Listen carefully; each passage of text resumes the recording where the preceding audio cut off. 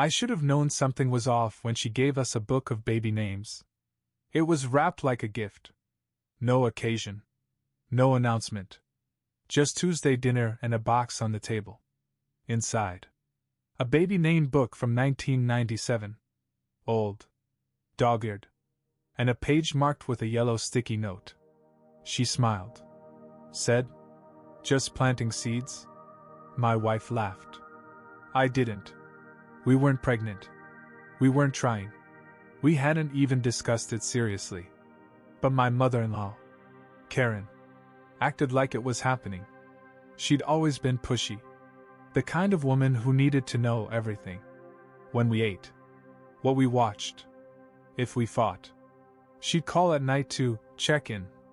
But really, she wanted intel. I chalked the baby name thing up to boredom. Retired. Alone. Nothing better to do. Until I found the envelope. It was in my wife's drawer. Stuffed behind receipts and old birthday cards. I wasn't snooping. I was looking for a charger. But this thing was thick. And heavy. I opened it. Inside. A printed form. Hospital letterhead. Filled out. Dated. Signed. Prenatal care package. Appointment confirmed.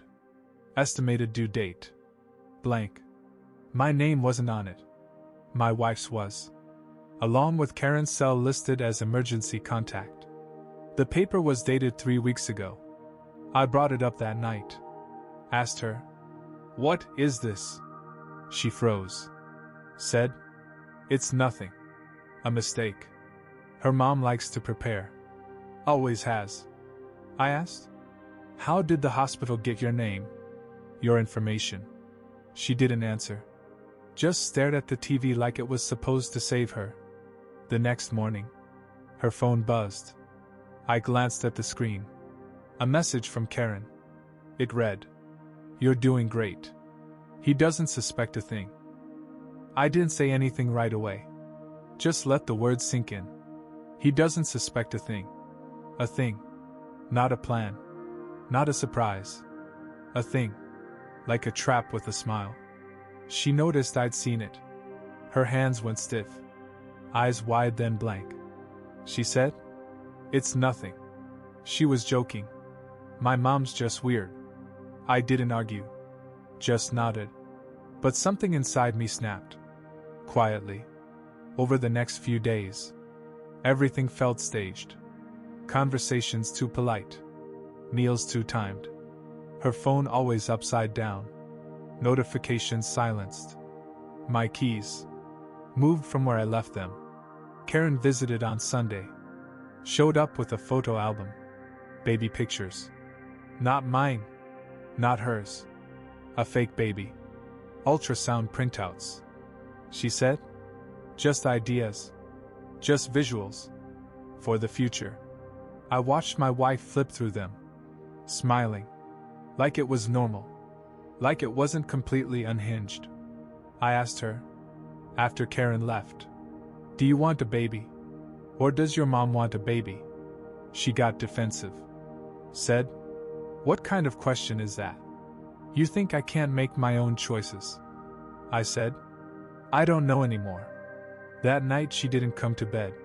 Slept on the couch. Or said she did? I didn't check. The next morning, my toothbrush was gone. Replaced with a new one. Same brand. But I know mine. It was worn. This was untouched. I opened the medicine cabinet. Things were missing. Small things. Mine. I opened the kitchen drawer. Half my tools were gone. No note. No explanation. I asked her, "Where's my stuff?" She said, "What stuff?" I showed her the empty spaces. She said, "You're imagining things." I said, "Am I?" She said, "Maybe you're tired." Then she smiled. And I swear, it was her mother's smile. She started calling me babe again. Like she used to. Like nothing was wrong. But it felt like a distraction. A decoy voice. To keep me from asking more. Karen started coming over every other day. with groceries, with vitamins, with folded laundry that wasn't hers. One night I came home, and they were both on the couch, holding hands, watching old baby videos. Not of my wife, of someone else. From a USB drive I'd never seen before. I asked, "What is this?" My wife said, "Nothing, just memories." I said, "Whose memories?" She said, "Ours. Someday." I started sleeping lighter, waking up to sounds. Feet on the floor. Drawers closing. Once I caught Karen standing in the hallway at 3 a.m. No reason. No apology. Just said, "I couldn't sleep." I said, "This isn't your house." She said, "But it will be." I asked my wife what that meant. She said, "You're being dramatic." So I did something. I put a camera in the living room. Small. Unnoticeable. Facing the entrance. The next day, the footage was gone. Not deleted, but overwritten. Like it was never there. The next night, I watched Karen reset the Wi-Fi router, then smile into the lens, and turn the camera off. I confronted my wife. She said, "Why are you spying on us?" Us. Like they were the team, and I was the outsider. I packed a bag, said I needed a few days. She didn't stop me. Just said, "Be safe. And bring yourself back in one piece." As I walked out, Karen handed me a sealed envelope. I asked, "What is this?" She said, "Just a name. You'll need it soon." I didn't open the envelope. Just shoved it into my bag and drove. No music. No GPS. Just motion. I ended up at a motel 2 hours away. Nobody knew me. The room smelled like bleach and old cigarettes. But at least the air was mine. The first night I slept with one eye open. The second night I opened the envelope. Inside was a single card. Thick ivory paper. No handwriting. Just print. The name said, Emily Grace Warren. Date of birth, blank. I stared at it. Not because of the name, but because of the certainty. It wasn't maybe, or if, or when. It was just her name. The next day, I got a message from my wife. No hello. Just, "Please come back. We miss you." We. Not I. We. I didn't respond. Not yet. Not until I figured out what was happening. I went to a coffee shop. Searched the name online. Nothing unusual. Nothing suspicious. Then I searched Karen's name.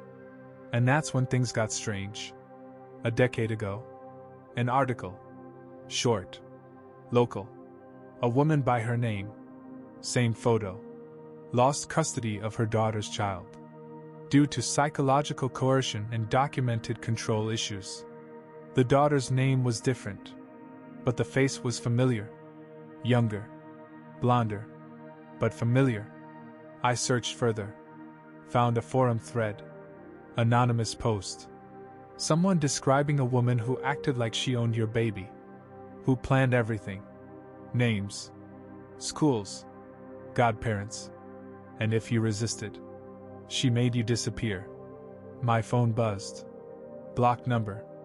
Voicemail left. I played it. It was Karen. Her voice calm. Cold. She said, "You can leave as many times as you want. But when you come back, she'll still be waiting. And the name will still be Emily." I deleted the voicemail. But it didn't delete from my mind. Because now I wasn't sure if my wife was the victim, or the extension. I went back. Not because I forgave. Not because I believed her. But because I needed to see for myself what had changed. Or if I had imagined it all. The house was too clean. Everything in its place. But not mine. My shoes were gone from the entry. My coat replaced with a new one. Same color. Different size. Too small. She hugged me like nothing happened. Like I hadn't left. Like we were still in the middle of a conversation. She said, "I'm so glad you're home. Karen's making dinner." She said it without irony, without tension. Like I should have expected it. Karen didn't greet me. Just set a plate at the table. Spaghetti. No sauce. Exactly how I hate it. We ate in silence. Then my wife said, "I have news." I knew before she said it. My stomach already turning. "I'm pregnant." She smiled. Held my hand. Like it was good news. I looked at Karen. She was already nodding. Already moving. Already planning. I said, "How far along?" My wife said, "Just a few weeks." I said, "Have you seen a doctor?" She said, "Karen scheduled everything." I said, "Did you?" She said, "We did." I slept in the guest room. Door locked. Lights on. My bag under the pillow. In the morning, my phone was gone. I searched the room. Nothing. I went to my car. The glove compartment was open. Envelope gone. I went back inside. Karen was in the kitchen, drinking tea, wearing my missing coat. I said, "Where is it?" She said, "Where is what?" I said, "You know." She said, "It's not about you anymore. It never was." My wife came in, stood behind her. Same expression, same silence. I walked out. Again. But this time, they didn't stop me. Because this time, they knew I wouldn't stay gone for long. I drove without direction. Ended up in the town where I grew up. The streets smaller. The houses older. Everything felt like it had shrunk while I wasn't looking. I found my old friend Josh. We hadn't talked in years. He opened the door like he didn't recognize me. Then forced a smile. Like he was pretending to remember. I asked if we could talk. He nodded. We sat in his garage. Cold air and motor oil in the air. I told him everything. The baby name. The documents. The voicemail. The coat. Everything. He listened. Nodded in all the wrong places. When I finished, he said, "Are you sure you're okay?" I said, "I just told you what's happening." He said, "You always had an active imagination." I said, "We grew up together. You know me." He said, "I thought I did." That's when I realized. He didn't believe me. Not even a little. I went to my mother's house. Same result. Kind eyes. Worried tone. But not belief. She said, "Sometimes grief does strange things." I said, "No one died." She said, "Sometimes it feels like someone did." I asked if she remembered Karen. She said, "Who?" I asked if she remembered the wedding. "My wife. Our house." She said, "You moved away. You never introduced anyone." I said, "You were there. You gave a speech." She said, "No, honey. I haven't been to a wedding in years." I left. Sat in my car for hours. Thinking maybe this was the plan all along. Not to control me, but to erase me. And it was working. I tried calling my old coworker. Number disconnected.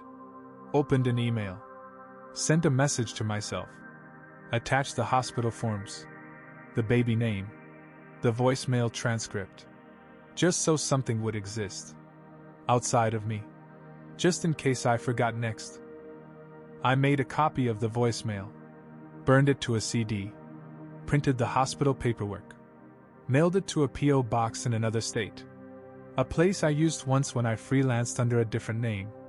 Just in case. In case I woke up one day and none of this was mine. I needed proof. Somewhere the story existed without me in it. I checked into another motel. Paid cash. Kept the lights off. Stayed offline.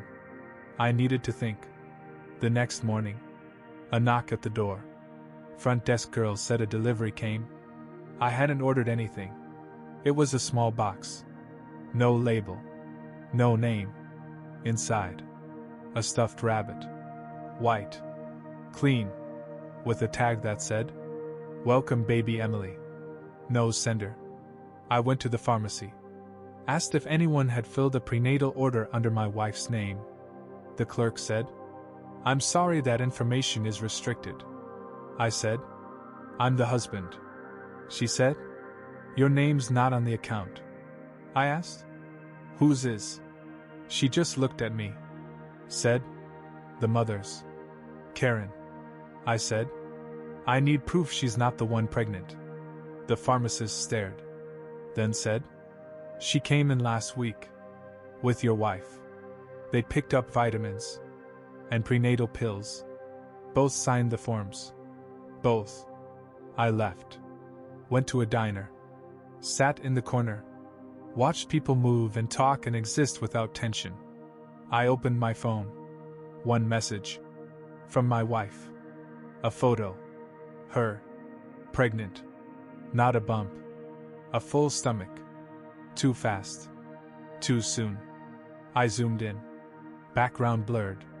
But a calendar on the wall. And on it, circled in red, a single word. Delivery. And the date was 2 weeks from now. I went back one last time. Not to fix it. Not to forgive. Just to see. The house was dark. Quiet.